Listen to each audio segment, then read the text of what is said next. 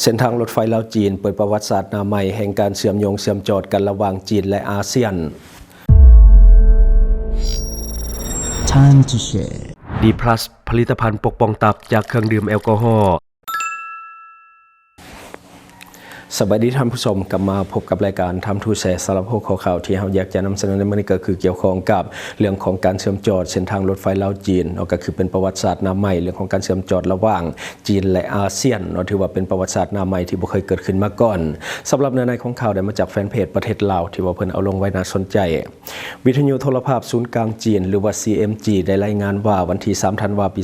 2025แม่นวันครบรอบ4ปีของการเปิดนำใช้เส้นทางรถไฟลาวจีนในระยะ4ปีผ่านมาทางรถไฟลาวจีนได้ขนส่งผู้โดยสารรายกว่า 62.5 ล้านเทื่อคนและขนส่งสินค้ารายกว่า 72.5 ล้านตนพร้อมทั้งได้รับผลงานแห่งมาตรฐานจีนก็คือที่ได้ดำเนินงานในระดับสูงสถิติ30ก็คือการเกิดอุบัติเหตุด้านความปลอดภัยเป็นศูนย์และก็ขอบกพร่องที่หายแห่งด้านคุณภาพของอุปกรณ์ก็คือเป็นศูนย์และก็ความเสี่ยงที่นักหน่วงด้านการออกเดินทางของผู้โดยสารก็คือเป็นศูนย์เช่นเดียวกัน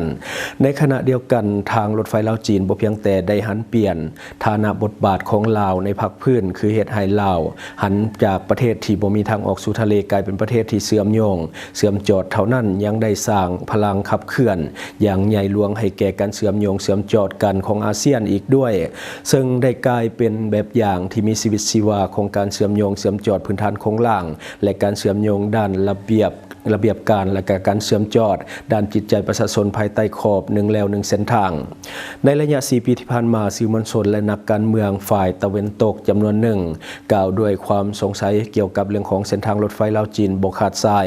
แต่ในระยะดังกล่าวขบวนรถไฟส่งสินค้าตามทางรถไฟลาวจีนได้เพิ่มขึ้นจาก2ขบวนเป็น23ขบวนต่อมื้อได้แล่นขบวนรถไฟส่งสินค้าได้ทั้งหมดหลายกว่า 60,000 ขบวนขนส่งสินค้าหลายกว่า 72.5 ล้านตนในนั้นสินค้าข้ามชาติมีถึง16 ล้านตนรวมเอา19ประเทศและเขตแคว้นเส้นลาวไทยเวียดนามเป็นต้นประเภทสินค้าเพิ่มขึ้นจาก10ชนิดเป็น 3,800 ชนิดสถานีขนถ่ายสินค้าแบบดิจิตอลผสมประสานสมทบกับรูปแบบผ่านด่านด่วนของทางรถไฟคือแจ้งเอกสารล่วงหน้าด่านภาษีเฮ็ดให้เวลาผ่านด่านอยู่ที่ด่านบ่ฮานได้ลดลงจาก40ชั่วโมงมาเป็น255ชั่วโมง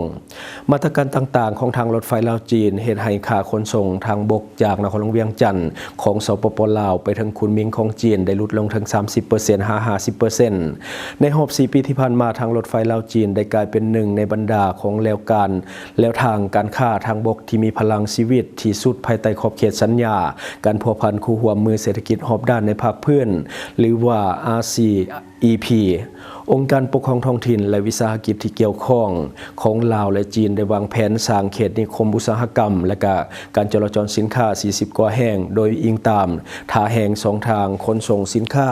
ของทางรถไฟลาวจีนซึ่งได้สุกโยกการเพิ่มทวีความสามารถการผลิตและการยกระดับของอุตสาหกรรมต่างๆอยู่เรียบตามแคมทางรถไฟ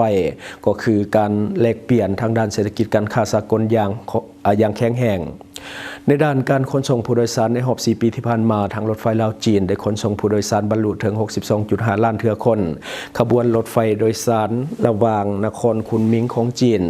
กับนครหลวงเวียงจันทน์ของสปป.ลาวได้เพิ่มขึ้นฮอด4ขบวนบนนั่งสำหรับผู้โดยสารข้ามชาติในแต่ละขบวนเพิ่มขึ้น250บนนั่งในเบื้องต้นเป็น420บนนั่งซึ่งว่าใช้เวลา3ชั่วโมงสามารถที่จะไปฮอดจุดหมายปลายทางและก็ลดลงหลายกว่า15ชั่วโมงเมื่อเทียบใส่กับการเดินทางผ่าน2ทางหลวง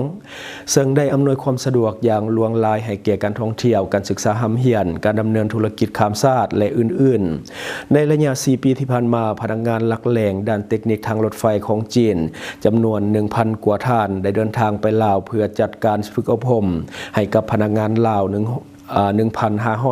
คนได้สำเร็จการยกระดับความสามารถทางด้านเทคนิคในการขออภัยในนั้นมี10คนที่ว่าได้ปฏิบัติหน้าที่เป็นตำแหน่งบริหาร14คนได้รับใบยังยืนขับขี่รถไฟอย่างเป็นทางการและ15คนขึ้นเป็นหัวหน้าจุดโดยสารขบวนรถไฟ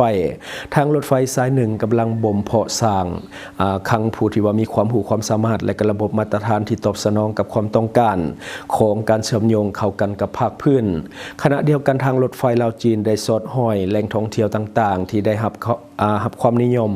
สมสอบหลายเส้นนครคุนมิง 12,000 หน้าหลวงพระบางนครหลวงเวียงจันทร์เป็นต้นกลายเป็นทางรถไฟการท่องเที่ยวระดับโลกและกระชุกโยให้การบริการอยู่แหล่งท่องเที่ยวโรงแรมอาหารและตลาดต่างๆอยู่เรียบตามเส้นทางเพิ่มขึ้นอย่างล่วงลายการขนส่งในระยะ 40 วันของการบุญกุฎจีนของประเทศจีนในปี 2025 ผ่านมาด้านทางรถไฟโบฮานได้กวดนับนักท่องเที่ยวขาเข้าและขาออกก็คือ 42,000 เทื่อคนเพิ่มขึ้น 49% เมื่อเทียบใส่ระยะเดียวกันของปีกายในปี 2024 นักท่องเที่ยวจีนที่ว่าไปเที่ยวลาวมีเพียงแต่1 ล้านคนเพิ่มขึ้น 56% เมื่อเทียบใส่ปี 2023 ที่มีนักท่องเที่ยว 640,000 เทื่อคนซึ่งได้สุกอยู่ในการท่องเที่ยวสากลที่ไปเที่ยวลาวในปี 2024 หลายกว่า 4 ล้านคนเป็นครั้งทำอิฐผลประโยชน์ของทางรถไฟลาวจีนบ่ได้จำกัดอยู่ในขอบเขตของ2ประเทศลาวจีนเท่านั้นแต่ยังแผ่ขยายไปฮอดภาคพื้นอาเซียนตะวันออกเฉียงใต้บ่ว่าจะเป็นประเทศไทยทางรถไฟลาวไทยระยะที่1ตั้งแต่กรุงเทพมหานครมหาจังหวัดราชสีมากำลังเล็งเรื่องของการสุกโยกก่อสร้างในอนาคตจะเชื่อมต่อกับทางรถไฟลาวจีนและกลายเป็นเส้นทางใหญ่ที่เชื่อมต่อกับภาคพื้นตะวันตกเฉียงใต้ของจีนลาวและก็ไทยทางรถไฟลาวจีนบ่เพียงแต่แม่นเส้นทางที่เป็นทองคำที่เชื่อมต่อระหว่างจีนกับอาเซียนเท่านั้นแต่แม่นเส้นทางแห่งการพัฒนาและก็เส้นทางแห่งความสุขอีกด้วยผ่านการพัฒนาเป็นเวลา4 ปีทางรถไฟลาวจีนกำลังเฮ็ดให้แผนการอันยิ่งใหญ่และก็ขอริเริ่ม1แล้ว1เส้นทางกลายเป็นเส้นทางแห่งความเจริญร่วมกันที่มีบรรดาประเทศอยู่เรียบตามเส้นทางดังกล่าวได้ดังกล่าวเห็นได้เราสัมผัสได้และก็รู้สึกได้เรื่องราวของทางรถไฟลาวจีนยังบ่ทันได้สิ้นสุดลงเทื่อเพราะว่าประวัติศาสตร์หน้าใหม่แห่งการเชื่อมจอดกันระหว่างจีนและอาเซียนหากก็เริ่มขึ้นนั่นเองนี่ก็คือเรื่องราวของการเดินรถไฟ4 ปีที่ผ่านมาซึ่งว่าถือว่ามีมากผลหลายและก็มีความเพียงของต้องการในการนำใส่เพิ่มขึ้นบ่ว่าจะเรื่องของการขนส่งโดยสารบุคคลทั่วไปหรือว่าขนส่งสินค้าทั้งภายในและก็ต่างประเทศนี่ถือว่าเห็นได้ชัดเจนว่ามีการเพิ่มขึ้นและก็สร้างความสะดวกสบายให้กับคนลาวและก็คนต่างประเทศที่อยากจะเดินทางเข้ามาท่องเที่ยวในสปป.ลาวในช่วงนี้ตั้งแต่มีรถไฟลาวจีนนักท่องเที่ยวก็เพิ่มขึ้นซึ่งส่งผลดีเกือบว่าทุกๆด้านของลาวบ่ว่าจะเป็นเรื่องของการท่องเที่ยวบ่ว่าจะเป็นเรื่องของการลงทุนบ่ว่าจะเป็นการค้าระหว่างประเทศลาวจีนก็ถือว่าเพิ่มขึ้นในเรื่องของการส่งออกและนำเข้าสินค้าต่างๆมีการเพิ่มขึ้นอย่างเห็นได้ชัดนั่นก็คือข้อดีของการมีรถไฟลาวจีนถ้าว่าเฮาเชื่อมกับประเทศไทยและก็ประเทศอื่นๆอีกก็จะยิ่งเฮ็ดให้สปป.ลาวของเฮามีท่าแห่งที่จะมีรายได้เพิ่มขึ้นจากเส้นทางรถไฟนำด้วยเพราะว่าเป็นประเทศที่เป็นแลนด์ล็อกในเมื่อก่อนแต่ว่าในปัจจุบันจะกลายเป็นแลนด์ลิงก์ก็คือไทยจะไปเวียดนามก็ต้องผ่านลาวเวียดนามจะไปไทยก็ต้องผ่านลาวหรือว่ากัมพูชาอยากไปจีนก็ผ่านลาวไทยอยากไปจีนก็ผ่านลาวเวียดอยากไปจีนก็ผ่านลาวก็จะเฮ็ดให้ลาวมีรายได้เพิ่มขึ้นจากแลนด์ล็อกก็จะกลายเป็นแลนด์ลิงก์แบบสมบูรณ์แบบอันนี้ก็คือเส้นทางรถไฟที่มาจากโครงการ1แล้ว1เส้นทางของจีนนั่นเองเนาะอันนี้จบไปสำหรับเรื่องราวของรถไฟบัดนี้เฮามาฟังข่าวดีสำหรับการเลือกตั้งสมาชิกสภาหรือว่าสสสสุดที่10และก็สภาประชาชนขันแขวงหรือว่าสสคสุดที่5จะจัดขึ้นอย่างเป็นทางการในวันที่22กุมภาพันธ์ปี2026ที่จะมาถึงนี้ซึ่งประธานประเทศได้ออกดำรัสว่าด้วยการประกาศวันเลือกตั้งดังกล่าวโดยได้กำหนดเอาวันที่กงกับวันที่22กุมภาพันธ์ปี2026เป็นวันเลือกตั้งท่านเจริญเยียเปาเฮอรองประธานสภาแห่งชาติโฆษกของคณะกรรมการเลือกตั้งระดับชาติเพื่อเลือกตั้งสสสสุดที่10และก็สสคสุดที่5ได้แถลงข่าวต่อสื่อมวลชนในวันที่3ธันวาคมปี2025เกี่ยวกับการประกาศวันเลือกตั้งสสสสุดที่10และก็สสคสุดที่5โดยมีบางตอนให้ฮู้ว่าวันที่22กุมภาพันธ์วันที่22กุมภาพันธ์ปี2026ที่จะมาถึงนี้เป็นวันที่มีความหมายความสำคัญทางประวัติศาสตร์และชีวิตการเมืองของประชาชนเหล่าบรรดาเผ่าในฐานะผู้เป็นเจ้าของประเทศชาติและก็เป็นเจ้าของอำนาจรัฐซึ่งว่าเป็นอำนาจของประชาชนโดยประชาชนและเพื่อผลประโยชน์ของประชาชนตามที่ได้กำหนดไว้ในมาตรา2ของรัฐธรรมนูญแห่งสาธารณรัฐประชาธิปไตยประชาชนลาวฉบับปี2025เนื่องจากว่าในวันที่22กุมภาพันธ์ปี2026เป็นวันที่ประชาชนลาวบรรดาเผ่าผู้มีสิทธิเลือกตั้งทั่วประเทศจะได้พร้อมกันไปใช้สิทธิ์ปนบัตรเลือกตั้งเอาสมาชิกสภาแห่งชาติสุดที่10และก็สภาประชาชนแขวงสุดที่4ขออภัยสุดที่5ตั้งหน้าตนปฏิบัติสิทธิอำนาจของประชาชนลาวบรรดาเผ่าอยู่ในองค์การอำนาจรัฐขันศูนย์กลางและก็ท้องถิ่นในใส่ปกปัก